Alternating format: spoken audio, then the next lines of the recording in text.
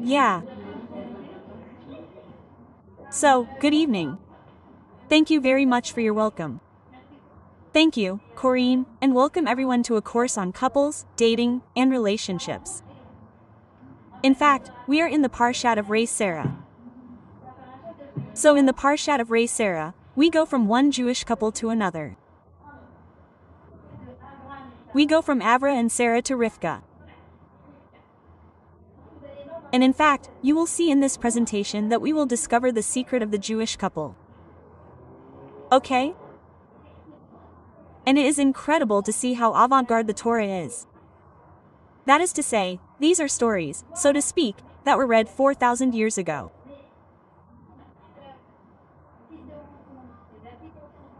But even in the era of dating sites, dating apps, AI, whatever you want, well, in fact, the Torah is always up to date to give us the right tools to already know who is the right one and also how to keep the flame alive.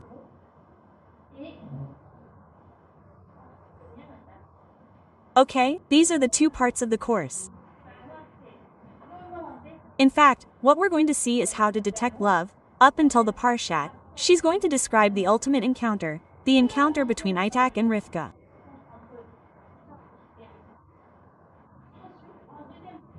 And then in the second part, she's going to give us secrets that are specific to the Torah to actually succeed in keeping, cultivating, and preserving the love that is in a couple. Okay? In fact, what you need to know is super important. Girls, it's very, very important. All these parshats of Bereshit where we talk about Abraham, Isaac, Yaub, Sarah, Rivka, Rachel, and Leah. In fact, you have to understand that all our patriarchs and matriarchs, well, they each embodied a quintessential character trait. Okay? Abraham was lead. For example, every time we pick up the phone to call someone, to invite them to come to our house on Shabbat, and we meet up with 15 or 30 people, okay? Well, we are a bit like Abraham. Every time we show discipline, for example, we are on a diet and we see this chocolate cake that tempts us at a friend's wedding and we say, no, I am dieting and I am holding on. Well, at that moment, we show Gevura of discipline, okay? And our sages explain to us that it is even stronger than that. It is that our avots and our imayots, our patriarchs and our matriarchs, in fact each embodies a particularity that is found within us. That means we are made, if you will, of a unique cocktail of a little bit of Abraham, a lot of Sarah, a lot of Rachel, a little bit of Leah. And in fact, it's as if there were 7 components of what we call the MIVF, if you like, the personality of each person, and in fact these 7 components are embodied each time by each of their patriarchs or matriarchs. So when we study these parshats of Bereshit, when we study our patriarchs, our matriarchs, who are we really studying? We are the ones we are going to discover each time we talk about them. And that is very, very important. Our sages tell us that.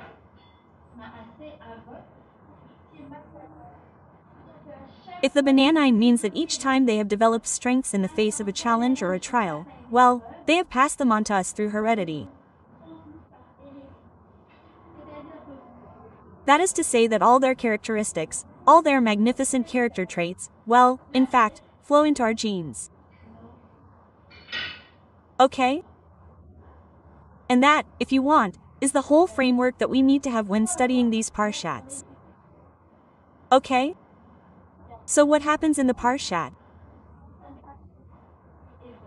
So we have Abraham who is a widower and he sends his servant Eliezer to the land of Haran. So it's just asking Kenan where he lives in ancient Israel. Okay, the land of Israel. And he sends him to find a Kala, a wife for his son Itrach.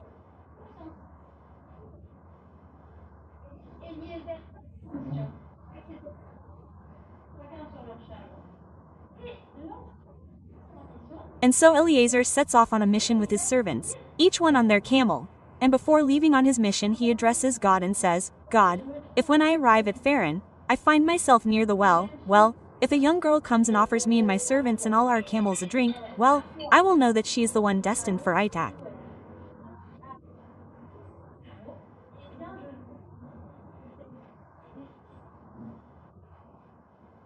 Okay?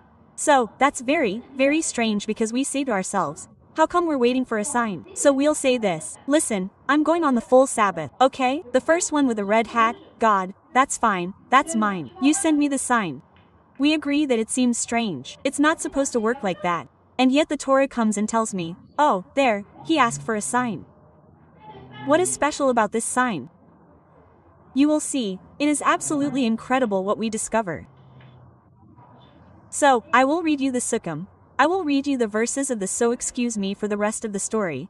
It is that indeed he arrives at Karan near the well and there, in an absolutely miraculous way, there is a young girl who arrives and says, oh, but you look tired. Do you want to have some for yourself, for your servants and for your camels? Quote, oh, incredible, it is the one who is destined for a trance. And so she goes back and forth. She gives everyone something to drink and then he says to her, here, I have come to propose a chitter, a marriage to you. And so Rivka accepts and so Rivka ends up following Eliezer and so she arrives in the land of Canaan. She comes to meet Israq and there and well it's the happy ending. Okay? How does the Torah describe this happy ending, this meeting, this marriage? In a few passages. First, it says that he had gone out into the fields to pray. When he looked up, he saw camels approaching. Rivka, looking up, saw Itrach and threw herself down from the camel. She fell off the camel. She didn't fall in love, fell off the camel and she said to the servant, who is this man who is coming to meet us? And the servant replies, Eliezer replies, he is my master, he is my master's son. And then, she took a veil, a saf and she covered herself with this veil. Okay? You'll see, every word is worth its weight in gold. Every word is there to give us advice. And at that moment, he speaks between Itak and Lear. And Eliezer, sorry, Itrach took Rivka into his mother's tent. He took her as his wife and then he loved her. And here we are still a little shocked because you say, I didn't understand. It's not possible that he married and only then loved. We agree that normally it's the other way around. First we fall in love and then we get married. Yes. What do you think? What do you think, Mia? Absolutely. Absolutely. You're still in love with Gabriel. Yes. Okay. You don't wait until the day after the wedding to fall in love with him. Okay. Otherwise, we need to talk about it. So, come on. Let's analyze it because it's just exceptional. Exceptional. So, in fact, you understood, in the first part, we are going to explain what the parameters are to have a good look at the time of the meeting. And then, we are going to explain what Itrach and Rivka's secret is to be able to keep the flame alive within the couple. Okay. So, come on, let's get started. First, where does it start? It starts with a prayer. The first thing the Torah tells us is that Eric prayed for his Zoe. He prayed for his partner. He prayed to find his other half. So, you're wondering, but what? What should we do? What should we pray? The first thing, girls, is that first of all, to find your Katan, well, I can't just turn off the background noise, I'm sorry. I have trouble with the background noise. What do we need? First, is not to rely solely on ourselves. And often, you'll notice that either the girl has prayed a ton, or the boy. Or you'll notice that she says, no, I didn't really pray. Well, I was at my cousin's wedding and that's where I met him. It was the first one, but who prayed? Excuse me, the mother. Every Friday night in front of the Shabbat candle for my daughter. For my daughter, she didn't just fall from the sky. Those are the prayers of our mothers. Those are the prayers of our mothers. So I'll tell you, for me, what is prayer in 2025? There are so many ways to meet people. The girls ask me, I don't know, do I go to the full Shabbat? Do I go to a weekend organized for singles? Do I sign up for a dating site? Do I download the app? I know that my girlfriend met her boyfriend that way. So I'm going to say a prayer to you. A prayer. You ask Hashem that I go to the right place at the right time.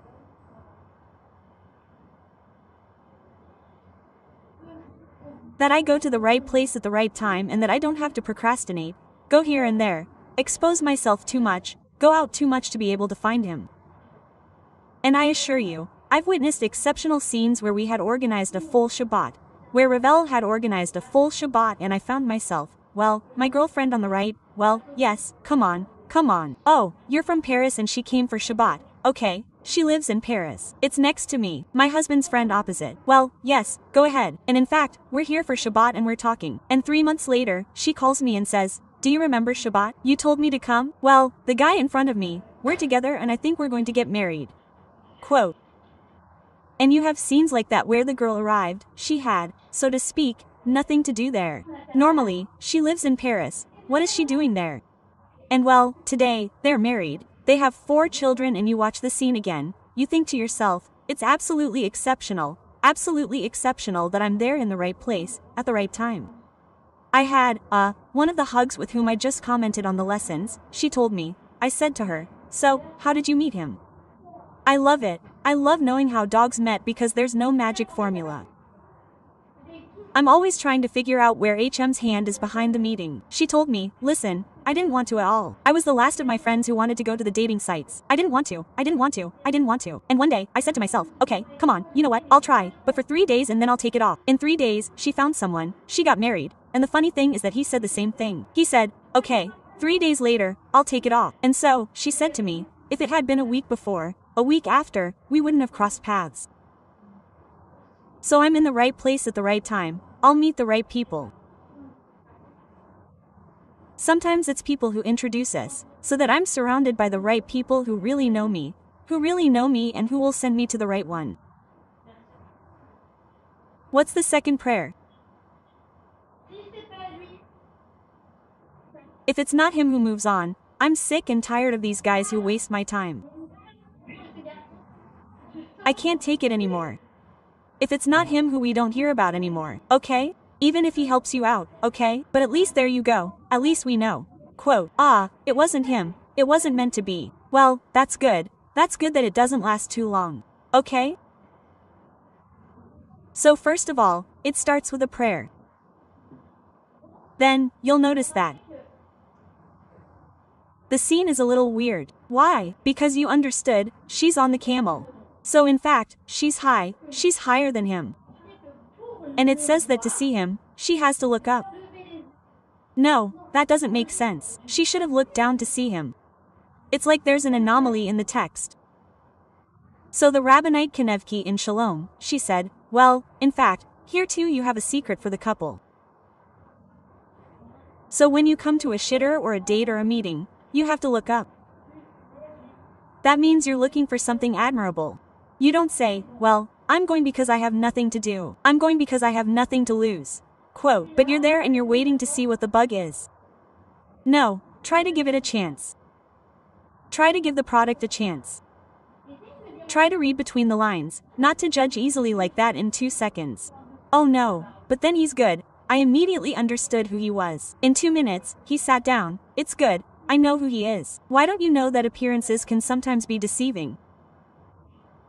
So if you're there for a party, have a great time. Okay? Try to find something admirable about him or say, oh, that's funny, he has something that I don't have. Oh, look, that's something very valuable, very rewarding that, I don't know. He left home young, he did advanced studies, or, he converted, or I don't know, things where you say, wow, in fact he has an admirable career path. I haven't experienced these challenges in my life like I did. Okay? So it's from this perspective that we, at least for the first meeting, must try to be predisposed. Okay? Because mutual admiration is a prerequisite in a couple. So if that's not there at the outset, it's going to be difficult. Okay? Then what happens? What do we have as a pass? So here, it says that she took a veil and covered herself. Okay, so there are several explanations for this. One of the sources is that women must cover their heads, okay? But we'll try to go a little further. What does covering up mean? What does it mean to cover up your body a little bit, of course, but also your personality? Well, it's about not being too infatuated. You know, like, oh, that's great, I had a great evening. When can we see each other again? Are you free tomorrow? Quote. No, it's not up to you to say that, it's up to him. You're super busy. Wait, he has to deserve it, to meet you, to see you again. So I tell the girls the messages after. First, it's not up to us to write the first message. How have you been since yesterday? No, to do it, and secondly, don't respond right away. Okay? Let it marinate a bit. It must be a pleasure to talk to us, and because it's a bit of a you love. It means that even if you like us, if we're too into it at the beginning, well, you see, it's a bit of a you love, always saying yes, for example. Yes, oh yeah, okay, oh yeah, great, but no, tell him no. Well, something incredible happened to my daughter. She had a girlfriend. To whom she had a lot of trouble saying no every time. Like, what if the girl said, do this, but come up and get me the thing? She loves this friend so much that I told her yes, oh yes, okay, yes. And I thought that it was a bit of an unbalanced relationship. And there's another friend who saw that, who's the same age, she's 13. She said, look, I'm going to teach you to say no. Next time someone calls you, don't answer. And then my daughter said, no, I have to answer him. But no, it's not necessary. You have your life too. You see, it's keeping your cool to tell yourself, well, I'm not available for everyone all the time.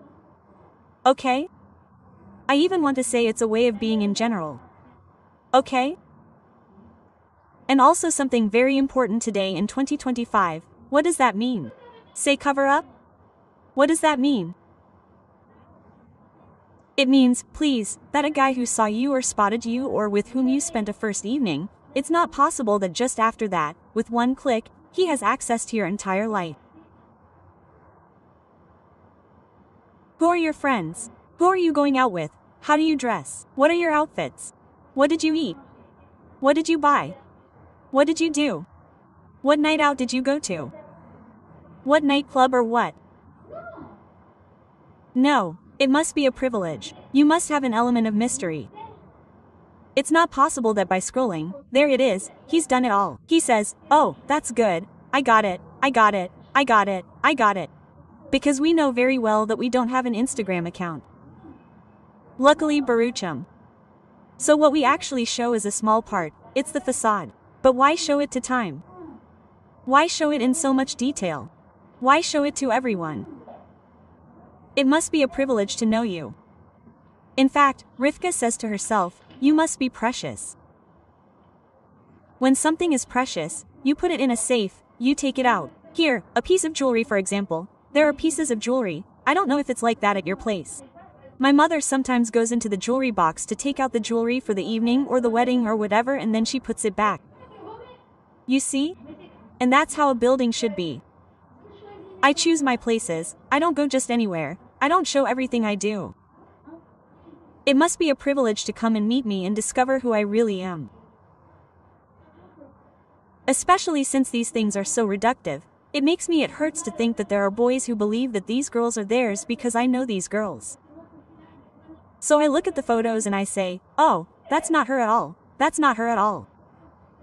She's so much more precious, so much more valued than what's written in them. Quote. Okay? So there you have it. Then, he takes her to the tent and we wonder what's this story about taking her to the tent. Why does he have to take forgiveness to his mother's tent, to Abraham and Sarah's tent? Like, if you like, he comes and shows her his parents' house first. And from there, we also understand something important, which is that he talks to her about value. There you have it, at my parents' house, that's what they did. That's something important. You know, the Sabbath is something fundamental to me. You know, hiding the secret is something fundamental. You know, for me, respecting this or that value is something fundamental. No, we'll get married later, we'll see. Do you know that? Well, there are some people, they're pros at staying in the artistic madness. But where are you taking me? And then, she realizes, no, but yeah, it's true that he wanted to be a globetrotter and go live in a country every time, every year, change countries, and that I'm someone very stable. But you see, I still tried my luck. But no, you can see that from the start your lifestyles weren't compatible. What's that? We'll see later. We agree on not all the details. It's impossible because in any case, we evolve, but on the basics. What do you want from me? How do you see your home? How do you see your house?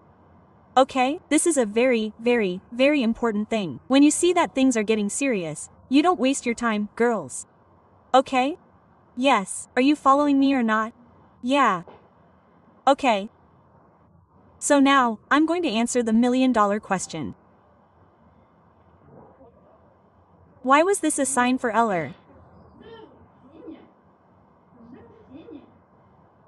I'm pointing to the fact that Rivka is someone who is actually kindness personified. When he says, I have the girl who will notice that we're tired, that we've just arrived, that we've walked a long way, and who will think, oh, but look, they must be thirsty, and who will go and get water to drink, who will draw for himself, for the servants, and everything. Well, in fact, what he's looking for, you understood correctly, is a girl who embodies kindness. Well, why is that? If you want, the Torah gives us this as a sign when we're looking for something. First, because as the Rabble Rouser Volveu says, goodness is truly the basis of all human stature. And for me, that's something. When that happens, girls call me, for example. It happens very often that French girls get together with Israelis. And very often, they tell me, I thought I wasn't very religious and all that, but honestly, compared to him, like, he doesn't do anything, so nothing, nothing, nothing, nothing. I really wonder. First, you have to know something from an absolutely cultural point of view. When Israelis evolved in the secular world, they were cut off from their entire Torah heritage. That means zero Judaism, much more than we would have known in France, even as traditionalists. Okay? So, generally speaking, I'm never surprised, but what question am I going to ask him? Does he have a good heart? Does he want to move forward? Is he nice to you? Is he caring? Most of the time when I've done it on the phone, the answers were yes, yes, yes. In the end, it's been very successful. There you go. And they ask me, but how do I know? How do I see? Quote. I tell them, look, for example, at how he talks to the waiter when he's at the restaurant. Does he speak respectfully or not? Quote. Because he's obviously trying to seduce her, that's normal. But the waiter, he's never going to see him again. How does he talk to her? How does he talk about his parents? How does he talk about his grandparents? Does he visit his grandmother from time to time? Those are unmistakable signs. When a boy goes to visit his parents once a week, when his mother asks him to do her a favor, he tries to make it a bunker. When he talks about his grandfather with stars in his eyes, you say, but that's okay, that's what a bunker is, that's the bastard. After that, the rest, yes, but the rest, says, look, once it's serious, the first thing is, you're going to say that the MIGV is an essential condition. Okay, not like a month before the wedding. Oh, by the way, I have to tell you. No, you have to tell him in advance, okay? First. Secondly, I always tell them to make sure he studies regularly, ideally once a week. I say, look, I found a nice rave, he's going to do it with you, you jerk. That way, you're not the one in the background saying, yeah, do this, you have to do this, you have to do this, you have to do that. No, he's going to evolve at his own pace with a man who understands him and who's going to tell him things the way he needs to hear them. But not that you're the one who likes things because otherwise he's going to feel pressured. Okay? So from there, the first thing, the Torah tells you first and foremost, look at his heart. Because if you feel that there's a side to him that's very calculating, even manipulative, Complex, really complex. Okay, the second thing is this. Why? Another explanation, the explanation of the katam s why she was specifically looking for the comp that the explanations add up one on top of the other. Okay? So the katam Saufer explains it like this that Itrok, as I told you, was very, very rigorous, very strict. When his father was going to sacrifice him, he didn't bat an eyelid. Okay? So for that, you have to have incredible self-control. Do we agree? So this is rigor personified. So if you are rigor personified, who do you need? The incarnate Re. Why? Because you need the complement, the balance. Oh no, it will be that we are not going to put a rigorous woman, otherwise it will create a couple. So rigor plus rigor, it will be boring at home. No, rigor gentleness. He sought precisely the opposite of what he is.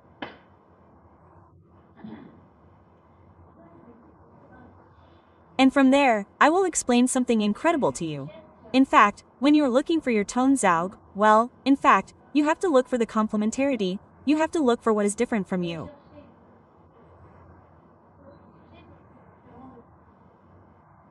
And very often, what is it that will fascinate you if you really know how to open your eyes to it?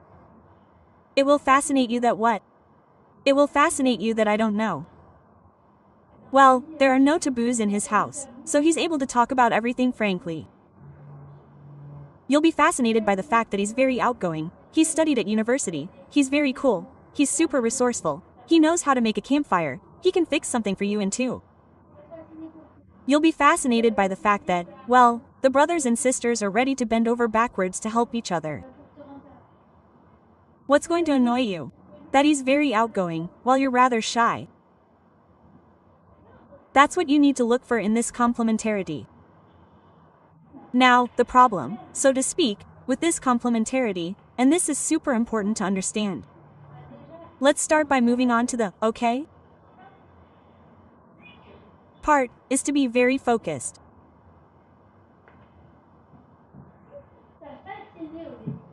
What fascinated you at the beginning, over the years, will end up exasperating you at some point. Why? Why is it like this? Well, you know, the fact that he's cool, he puts on sandals, he's capable of doing lots of things. That means that even when you say, we're really late, you have to wait 2 seconds, honey, it's okay, it won't stress you out, and then it's exaggerated. Why? That's a great principle, a very, very great principle, girls.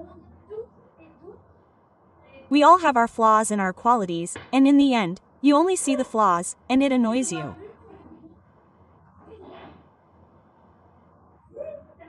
Yes, you loved his honest side at first, but when you come home from the hairdresser and he makes fun of your haircut, saying, he really messed you up, you say, but honestly, that's honest, I don't like that. Do we agree? The fact that what did we give as an example? What did we say? What? Is he? Oh, there you go. He's doing everyone a favor. You know you know the people who do favors for everyone or not? Do you know them? Yeah. It's a moment when you're the wife of someone who does favors for everyone, like you can't take it anymore, you can't do it anymore. He's there and he's available to everyone. There comes a time when it hits you like a trip. Okay? Because we have the faults of our qualities. He's outgoing, that's great, but then you say, oh, why does everyone have to show off at parties? Impossible. Do you understand or not? That's actually the whole point of this complementarity. What fascinates you at the beginning, well, in fact, there's a big risk, it's in all the qualities, okay. There's always the positive side of the quality, and then there's always the negative side, badly expressed, that you risk sweeping aside everything you like about him at the base, everything that fascinated you at the beginning, to focus only on this point that exasperates you. And that's where the second part of the course comes in where, in fact, it says, that he married her, then he loved her. What does the Torah want to tell us when it comes to this? He married her and then he loved her. Is it what? They didn't feel anything at first? Probably so. Probably so. But there's a difference between falling in love and loving each other. Falling in love, let's say, happens before the wedding. Loving each other really starts the day after the wedding. And it's really about how to make this love evolve.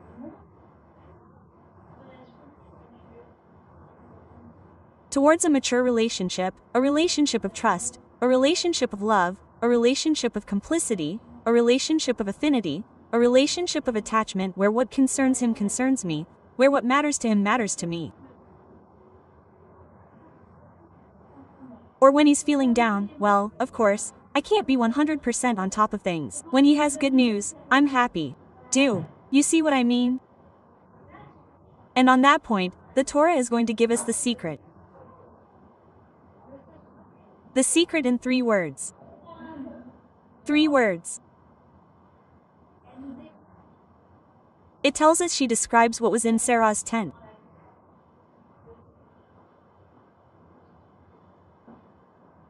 And based on what was in Sarah's tent. In fact, she's going to give us the secret to making our little, cute love evolve from the beginning into a love that's much deeper. And you know this secret, it's the 3 mitvos of the woman. It's Rala Atrachatala, Adlakat Nero, the act of lighting the Shabbat candles, and the Anita, the mikveh. We are told that these 3 mitvos were in Sarah's tent and, moreover, there were miracles thanks to these mitvos. In this case, when Sarah lit the Shabbat candles, they stayed lit until the following Friday.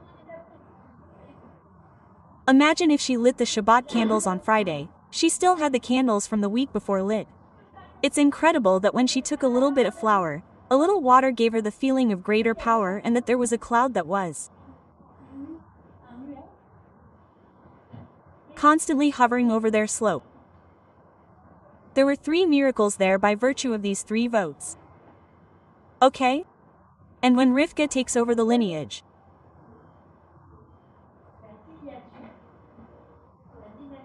okay, of the dynasty of Abraham, Abinu, Iraq and Jacob, when she takes over, well, the miracles that had disappeared with Sarah's death will reappear in her head by virtue of these 3 votes.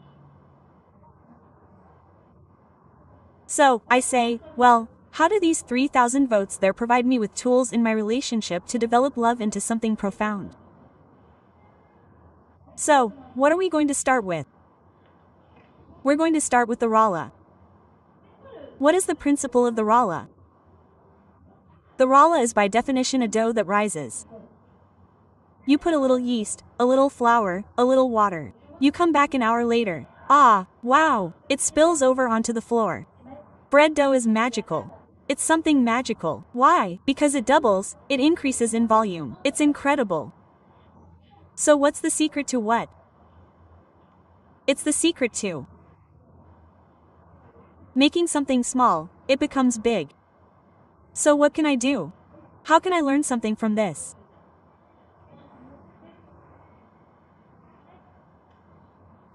Well, remember what we said, that everything that fascinated me at the beginning, all the reasons why I married him, well, I can decide in my head to minimize and hide them and focus only on what exasperates me.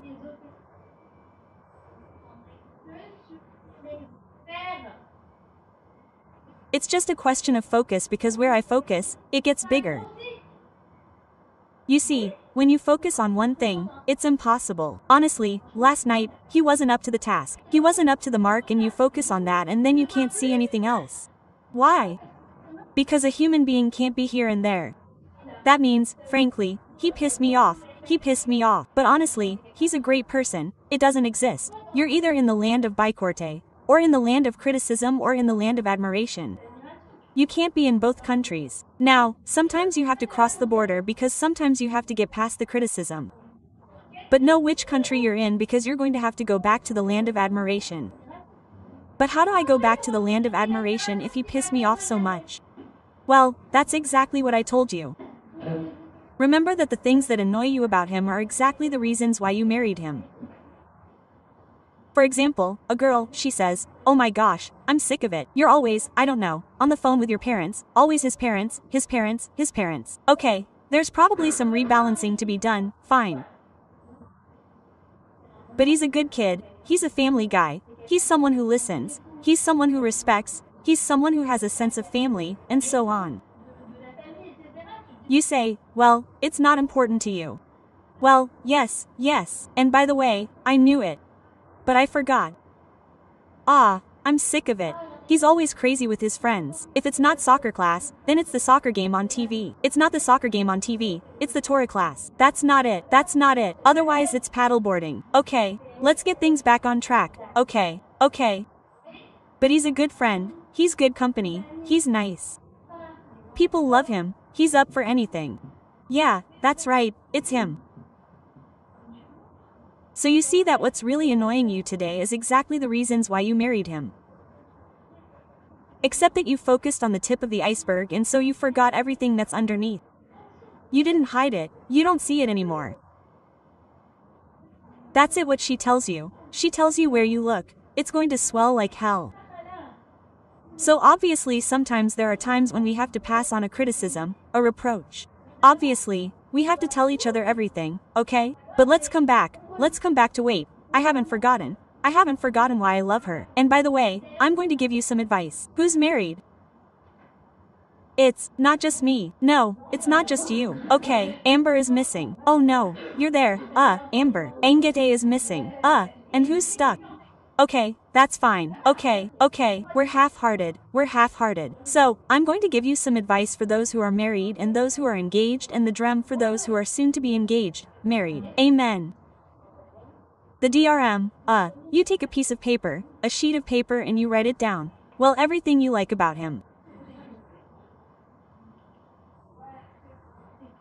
What I like about him, when I chose you, I don't know. You were this unique little cocktail of humor but also seriousness. Plus this sense of responsibility and this ability to listen to me. You take the sheet and you tell yourself everything you like and you take it out every time you rant and you say, you see how this rant swells and my love for all these qualities swells with it because it's just a question of focus. I assure you, girls, I assure you. What's the second thing? So you understand the meaning of the salad, okay? Where you focus, that's what swells. So choose to focus on the good things. Why? Because in fact, even what exasperates you is just a drop in the ocean compared to all the qualities he has. Okay? By the way, it's very interesting to find what you like about him based on what you do. Very good exercise. Okay. Then we have the etiquette, not the lighting of the candles. So, the lighting of the Shabbat candles is something very special because, this candle, it gives us back discernment, it makes us enter the neshama and the ground. So, it brings good things into us, and the candle, it has a material aspect, wax, paraffin, oil. Okay? Something fuel, it's purely material. Then it has the flame. And the flame is, well, it's something quite immaterial. You can't catch it. It's something immaterial, spiritual. So in fact, the candle comes and tells you, look, you have to differentiate between what is purely material and what is essential, the flame.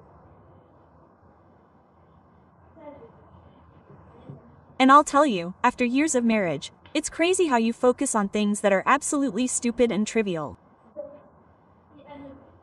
Let me explain. A girl is under the arkua. Okay. A journalist comes and interviews her about kala or rua. Yeah. What's important to you in a relationship?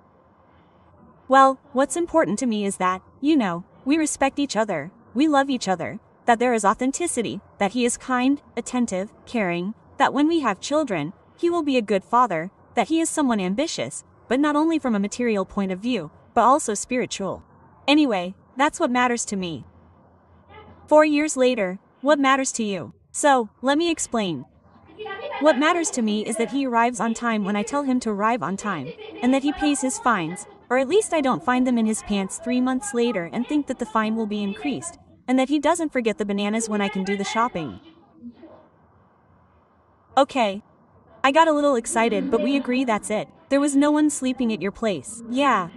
We agree that at some point that's it, and you say, oh yeah, that's what's important. Are you sure? That's what's important. Do you want me to remind you what's important? Hence the idea that your list should also please you with what's important to me on the left. The qualities on the right, what's important to me in a class. And that this list, the second one, you should take out every time you light the Shabbat candles, and you'll see. I assure you, why am I telling you this? It's silly, but it's an incredible secret because we forget. Because the Urara is there to make you forget the essential, and it's there to make you focus on the negative. And I assure you, trust me, okay? I may have less of a wedding, you have a wedding, than Alexandra, okay? But I still have a bit, and I assure you that if I had listened to you 17 years ago, I would have said, well, that'll do. But for me, it's different. We tell ourselves all that, and so much the better, so much the better. But in fact, you realize how strong the He is, and He makes you forget everything there is. The Rala and the candle are there to remind us. And the last thing is the Mig. So what does the Mig do? Well, it comes to put all the physical and intimate aspects of the couple aside for 12 days to bring out what? To really bring out the inner being of each one. Okay? So it's time to spend time together. People think that no, everything is after the Mig. No, not at all. It's about spending evenings talking, chatting, remaking the world together, dreaming together. And what if we went on a wild ride in the Amazon? Come on, yeah, seriously. I didn't, we had stupid dreams. But we have to dream, we have to. And that's what these moments are for. These moments, in fact, are there to bring out everything we have inside us. And what makes it so that when a couple finds themselves in intimacy, it's not just two bodies that find each other, it's two hearts.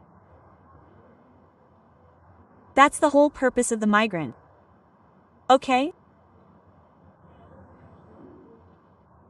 And on that note, I'd like to end with one last bit of advice, which is the 4 highlights of being a couple. What are the 4 highlights of being a couple that we should never let pass us by? It's that once a day, we should chat together. Even if it was a quarter of an hour. At the table with a little tea because we have a busy day, and for me, it doesn't matter. We take that quarter of an hour, although a day shouldn't go by without us spending time together. Rabbi Lubavitch said that for him, time with his wife was as much fun as when he put on his clothes. Just like a man, he doesn't, so to speak, have a morning, well, it's the same, he shouldn't skip spending time with his wife. Then there's once a week. Once a week we go out, okay, and we go outside to get some fresh air, to a park, to a restaurant. And girls, we go out without our phones. Okay, you can take it for Waz. Okay, that's fine. I'm nice, but you can leave it in the car for an hour. The earth won't collapse, and it's magical because sometimes you see people in restaurants saying, oh, that's sad, everyone's on their phones. But we can all end up like that, and we can all end up like that. They're no dumber than we are. It's just that they didn't have these tools. Once a month, of course, it's the MIGV evening, which is always intended to be a romantic evening, like a night of note, for the couple. Okay. And once a month, the couple goes on a trip. Once a year, excuse me. The couple goes on a trip. 4, 2 days, 3 days. You're going to let them go on a trip, yeah. I'm kidding, mothers-in-law. We don't ask anyone, no. I started a debate. So we go. For 2 days, 3 days, and we leave the children when, we're at the stage we're at, and we get some fresh air, and there you go, we re-oxygenate ourselves. Exactly, we re-oxygenate our hair, all that. What I'm telling you is advice from the dream of the ravine. Okay, so there you have it. You understand that in what we have seen 2 things. We have seen the meeting I am not going to repeat all the sukkum, but you will notice that everything we have seen, looking for something admirable, trying not to reveal too much, and so on, is what allows us to both see the essential and show the essential. And what we have seen in relation to the couple, well, in fact, is in fact the same thing, is not only to see the essential but to cultivate the essential between him and her. And I assure you that this is the secret of a couple that lasts and a couple that is imbued with love. There you have it. Do you have any questions?